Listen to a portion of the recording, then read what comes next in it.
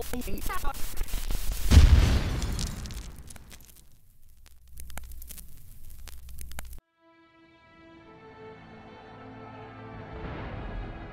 War is a series of games, a combination of real-time and turn-based strategy. Turn-based strategy on a campaign map where you choose a nation or a faction and you grow it out into the world. Real-time strategy on a land campaign, so when fighting land battles or sea battles against another country. Broadly speaking, we've covered the gambit from feudal Japan, medieval Europe, you know, and kind of Renaissance Europe, and all the way up to Napoleonic times now. So we are walking at speed through history. My enemies are many. My equals are none.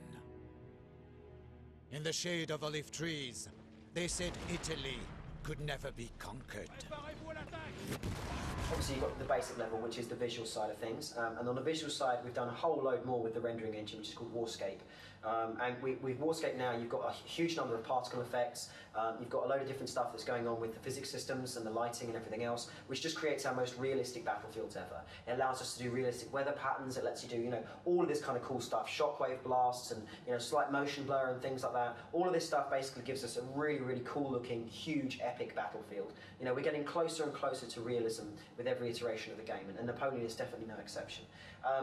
Then beyond the aesthetic and the kind of visual stuff, you go into the kind of the core gameplay mechanics. So one of the big differences this time around is the differences in generals. By concentrating on figures and individuals, which is their importance in the story, we needed to give them much more power in the battles themselves. So they now have this kind of aura of essentially of boost. So anything within this aura around your general is given a combat ability boost. They also have special powers, the ability to rally troops, so troops that might be fleeing the battlefield, they'll try and bring them back on. And the ability to inspire troops, so troops that are, you know, particularly good can get even better as a result of the general's presence and that ability.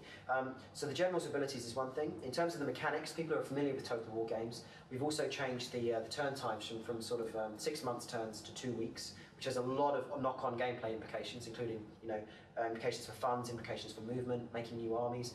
And these are kind of fun strategy things that our fans and indeed new players are going to try and come to terms with, we hope, with Napoleon. So there's a lot of difference in there, both in terms of gameplay and technology. In the land of pharaohs and kings, they said Egypt could never be humbled. AI is an interesting thing because AI works on, you need an intelligence which solves problems in a given problem space, right? There are very few games with as wide a problem space as Total War. You're talking about free-form battlefields with free-form terrain, with a user able to do anything in terms of formations or anything else in terms of unit composition, and weather, and all of that kind of stuff, right? Which you want your AI to deal with. Then you're talking about city sieges and defense situations, and that's before you start talking about the grand campaign map, where an AI has to run an economy, has to act aggressively against the player, has to interact with the other AIs. So there's a lot there. AI is much like everything else, it's an iterative process. It gets, you know, it needs to get better over time, depending on how things go. With Empire, we introduced the concept of goal-oriented action planners with the Battlefield AI. Now that meant that we had an AI that essentially had a list of plans, and so it went, I'm going to do this, I'm going to do that, and as things got more important or less important based on threat or achievement, it moved them up and down.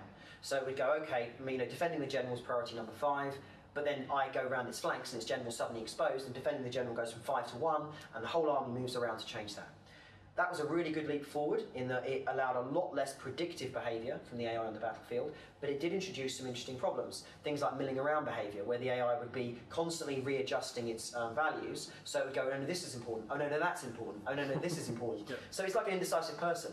You know, it would go, oh, I should do that, oh no, I should do this. You know, and that resulted in some of the early version milling behaviour, which we've now got, you know, gone a great way to get rid of in the most recent patches. But it would result in things like that occurring. So the next stage was to improve that battlefield AI for something like Napoleon, where it went, okay, not only do I make my plans, but I can now multitask. So I can commit the large percentage of my forces to my number 1 thing, and then if something else comes along to interrupt that, I can take a smaller part of my force and deal with it. So let's say, you know, I've committed the bulk of my army to taking this hill, right?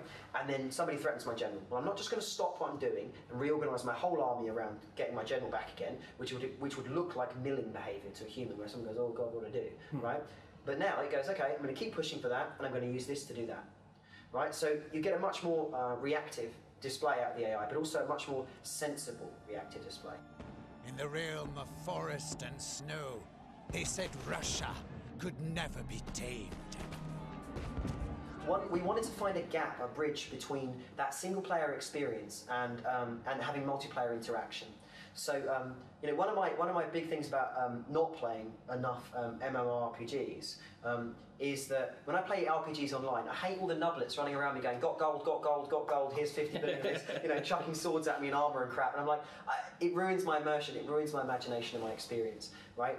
We wanted a bridge where you could have your own story and you could be involved in your own universe, but at the same time you could have that interaction with other people, right? Without breaking that sense of imagination and immersion you've got.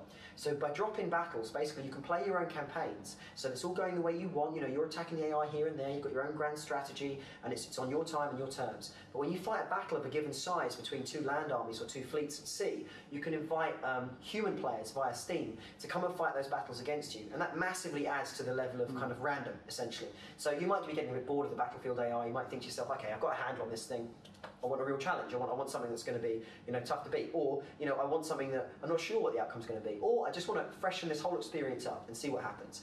And you might get someone who comes in, you know, and they're really, really kind of, they're average, they're all right, you know, and you fight against them, they're doing things you've not seen before, and you're like, okay, that's pretty novel, that's good, but you're okay, you win. Or you might get an absolute guru that, you know, you come on and you just think, wow, you know, what's he got? He's got 4 of these guys, I've got 15 of these, it's not going to be a problem, I'm going to kick his ass, and suddenly you end up routed all over the shop, right? So it's getting that level of, you know, of fun and experience. And of course, you know, because it's all integrated with Steam, you can friend all your buddies and people you meet via that same service. You can friend them and say, you know, I like playing against you, let's play again, you know, some other time, and they'll be like, yeah, sure. And you can drop in and out of each other's campaigns, playing the battles against each other. So for us, it's a really cool bridging thing, where you get to get that sense of immersion and story, and also you get to get that sense of interaction. Now they say nothing. They fear me, like a force of nature, a dealer in thunder and death. One of the things about Total War is it's got a huge modding community. People like to mod our games, right? So they create all these different mods for different factions, realism, new units, you know, new effects or various other things. Part of the life of our game is that modding community, right? So we make sure, especially even when we move to new code bases like Napoleon, you know, and like Empire Wars as well, that code base remains moddable.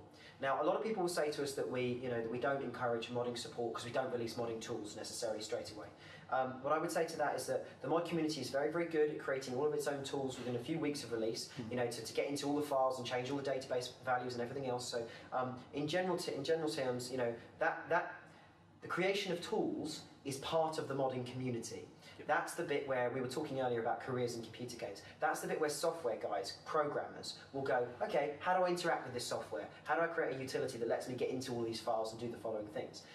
So our community tends to develop those and then begin developing content.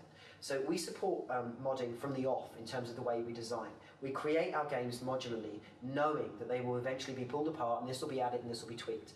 We could be the kind of studio that locks all that down, makes it impossible to change any of the game data and, you know, all the checksums and everything else, and if you fiddle with it, it breaks. But we don't do that because we believe in encouraging the community. So it is kind of a halfway house. People will say, you know, oh, you should release tools and everything else. We prefer to focus on the game and the core structure, but to make sure that core structure is moddable for the fans. I say, I am Napoleon. I am Emperor.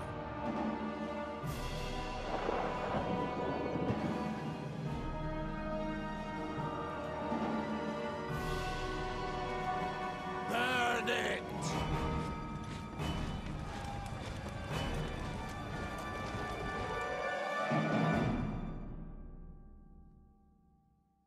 Awesome. Thank you so much for your time. Thank you. Hoorah! Sega.